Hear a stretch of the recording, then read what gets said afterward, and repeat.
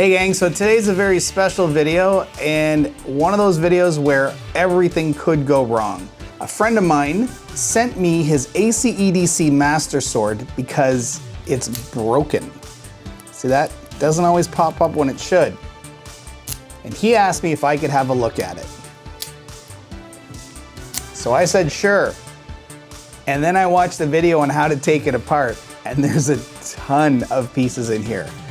But instead of fixing it off camera and then reviewing it, we're gonna fix it together. So this is probably gonna be a bit of a longer one, but it's probably gonna be pretty interesting because like I said, this has a lot of little parts in it and we're gonna figure it out as we go. All right, it's the ACEDC Mastersword. Let's go.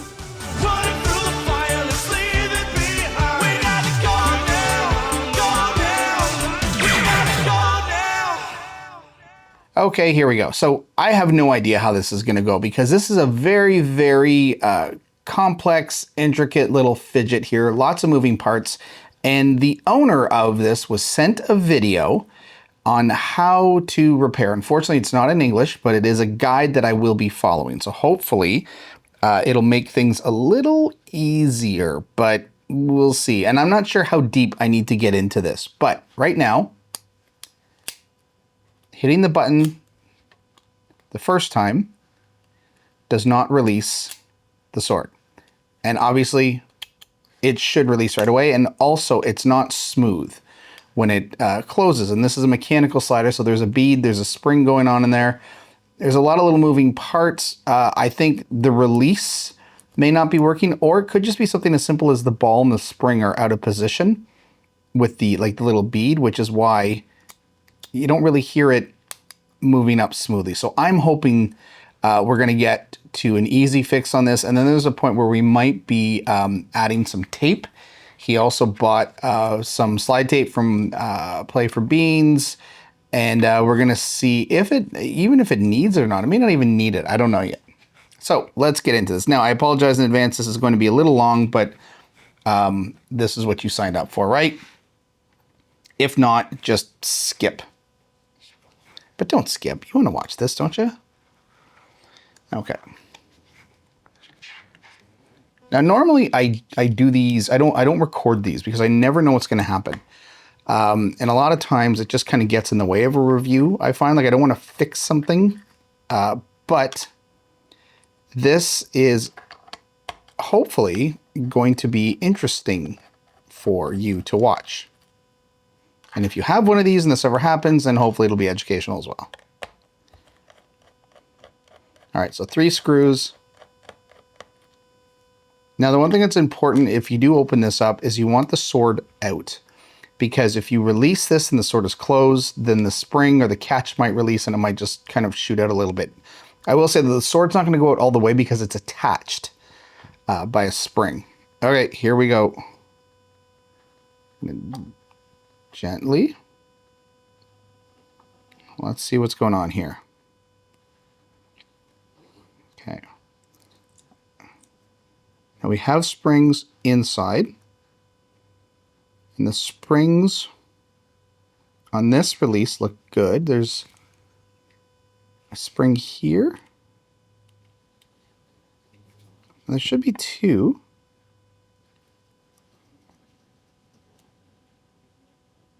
We're only seeing 1. I'll get to you in a minute. We have pins that... Okay, let's just take this off because this wants to come off. Okay, so the first thing that I'm questioning here is there's only 1 spring. And we should have 2 springs, 1 on each side. So that's strange. Let's take that out for now. Release that tension. Okay, so I'm going to leave this spring loose. So the first thing I wonder is, did somebody else take this apart and try to fix it? Okay, so this pin, these 2 pins go together, so that's important. Let's take these out for now. You get a better tool here.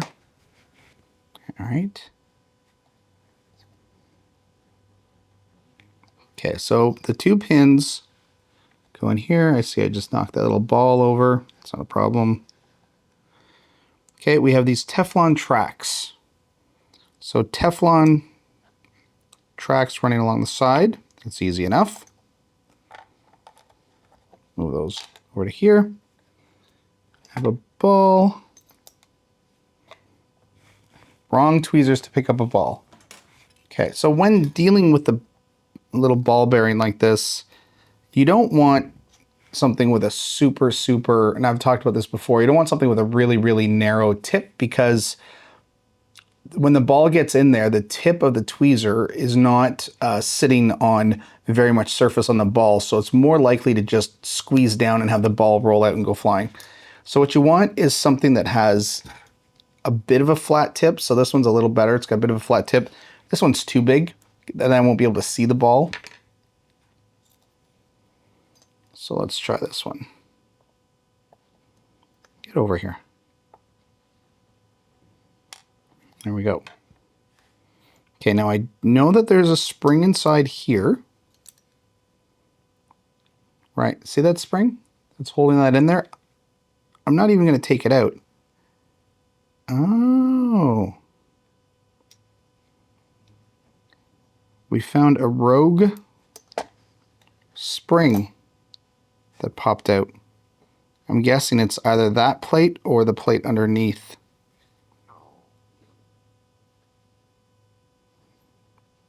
It's a different length though. This spring is much longer. See that spring? That spring here.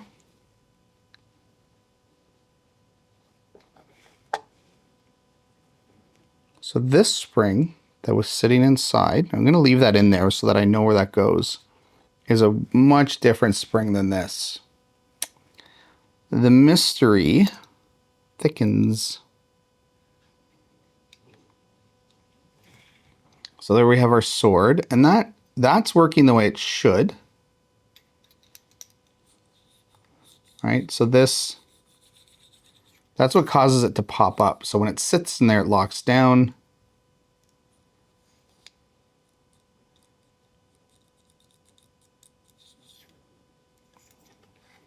So I don't think I'm going to detach this because I don't really need to.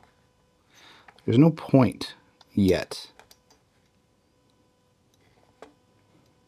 And what's concerning me is this little spring here that just kind of released.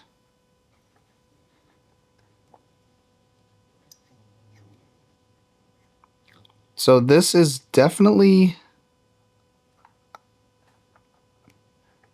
is it missing a spring? Because we have another spring here, a single spring. So we have a single spring for that plate, a single spring for this plate, and this extra spring here.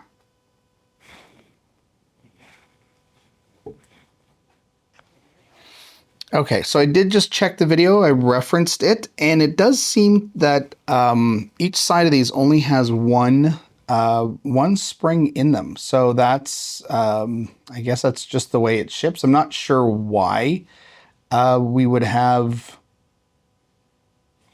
spaces for two springs, because it makes it look like there's something missing in there. But I mean, I guess that's just how it ships, and knowing that makes me feel better. So we're okay with the one spring. So let's get that back into place.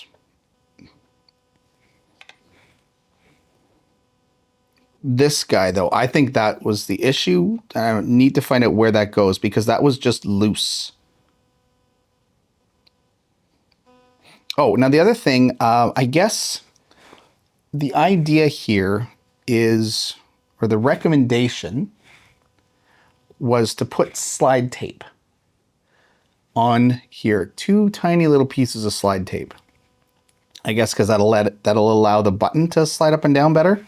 So while we're in here, we'll do that. I'm going to leave the spring. I'm going to leave the spring sitting here so that I know that that notch is for that spring. I'm going to move this aside.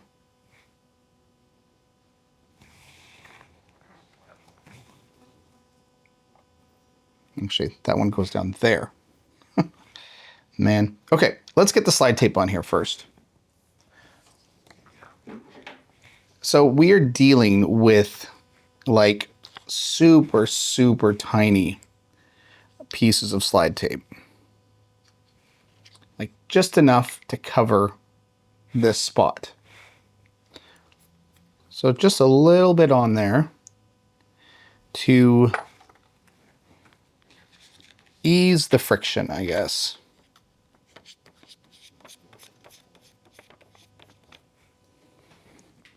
Just a tiny bit.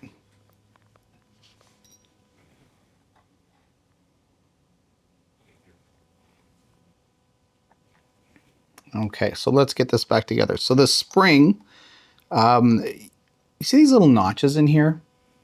The spring has to, you basically have to compress it and push it into the notch. But what you have to be careful about is that it doesn't release and go flying across the table. So we are going to be very careful.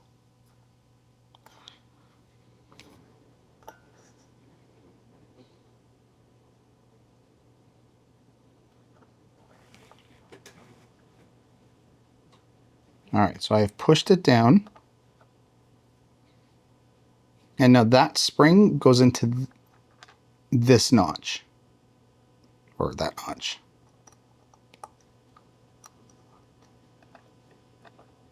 And then this pushes up and down. Okay, so we have our slide tape on there. I think we're good.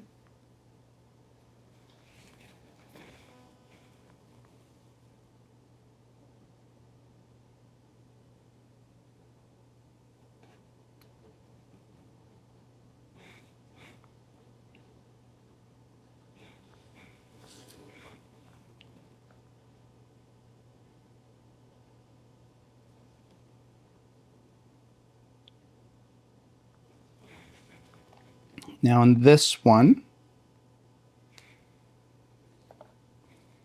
now I'm not sure if I need to put slide tape on both sides.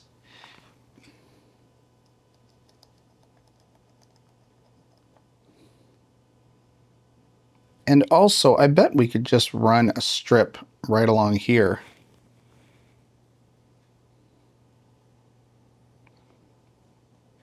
But let's see. Let's see how it works with just putting on one for now. You can always take it apart and add more if it really does help, which I'm not sure it will make a difference. Okay, so spring goes in there. Same thing, spring in that notch. It's going to go into this notch. We're going to carefully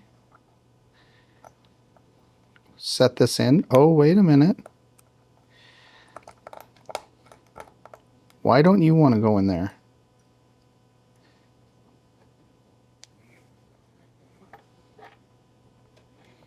Okay, let's try this again.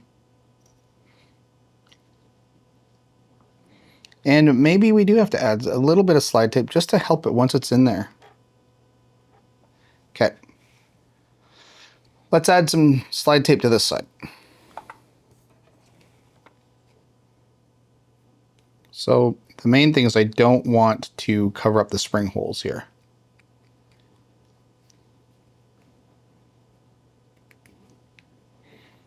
All right. Okay, let's try this side again.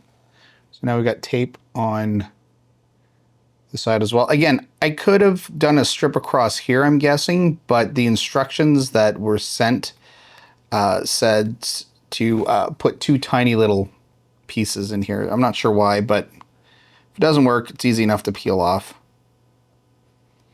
Okay. There we go. Okay, so that feels pretty good. Now, oops. Gotta be careful not to play with it too much like I just did when the plates are open. Okay. We have this part. Now the question is, what is this spring for? Oh, I know. The spring is for the ball. Right, of course, that pushes the ball. Okay, so once we have our sword, we should just be able to put our plates in alongside.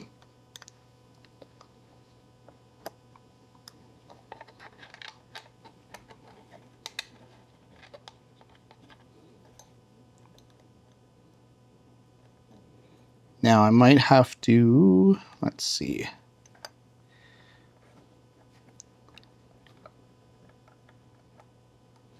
Push the sword back.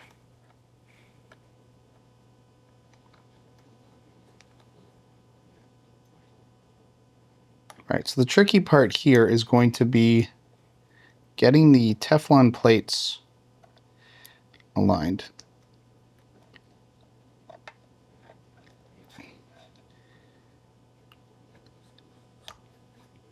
There we go. I mean, I guess not so tricky, right? Okay, so now that we have this, let's get our pins in.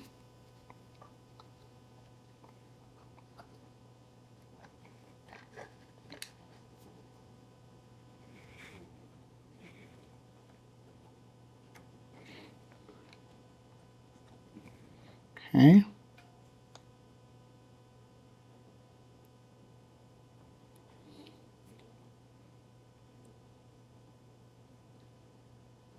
Now I'm just trying to figure out what causes the lock. Because at this point, we've got our spring and our ball. And that's obviously what, whoa, okay, don't do that. This is a tricky thing with working with these little, these plates that are just kind of sitting but not really attached until you put the whole thing together. Now, I am always, if you'll notice, when I push the spring down, I have my finger over the hole in case the spring lifts and shoots out.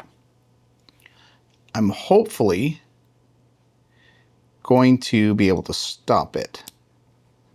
There we go. Okay. So these are all our pieces. And the sword moves freely. There's no issue here.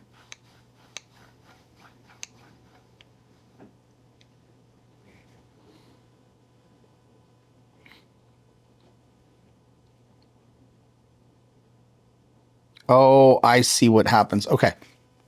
So this is interesting. The ball basically keeps the sword in place. The ball in its resting state sits in this hole because this is meant to look like this. So the ball sits in the hole.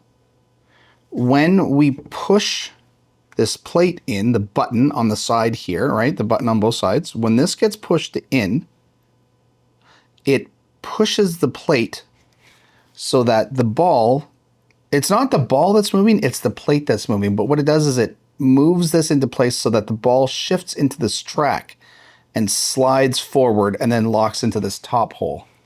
So it sits here, you push in the plate, and then the ball is now in this track. And these little holes are for when you push the plunger down. Okay, I get it now. That's pretty cool. Now let's see if we can get this back together without it popping.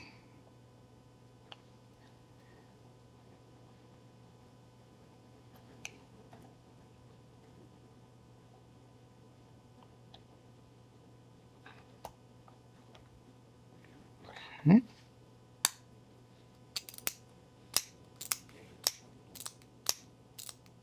There we go. Oh, I love that sound. When something works.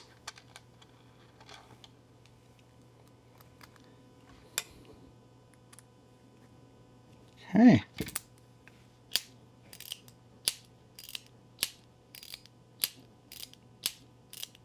Well, there we go. You know what? It's a fun little fidget, actually. Now that I have it working and I'm playing with it. Ergonomically, it fits well. It's got this little contour here for your fingers to wrap through. The button action is nice. What I like is it's not too big that you don't have to travel far to get your thumb back up to press it down. Yeah, I like this. This is pretty good. So I'm not sure what happened inside there, but something got loose. The slide tape, maybe it's helping these plates, but I don't think that was the issue. I think the plate lifted a little bit and became detached from the spring somehow, maybe. I'm not sure. But sometimes just opening something up and putting it back together resets the pieces. And, you know, that's the first place I start. When something's not working, take it apart, have a look at it. You know, maybe you'll get something like this that is now fixed. So that is the ACEDC Mastersword. It's actually quite good. I like it. I like how it's put together. It's very interesting, very sort of complex and really kind of well done. It's pretty cool. Just for the fact that whatever happened, and it was, I don't know if it was loose, what was going on, but now seems fine. Let me pretty this up a little bit. Okay, gang. Thanks for watching.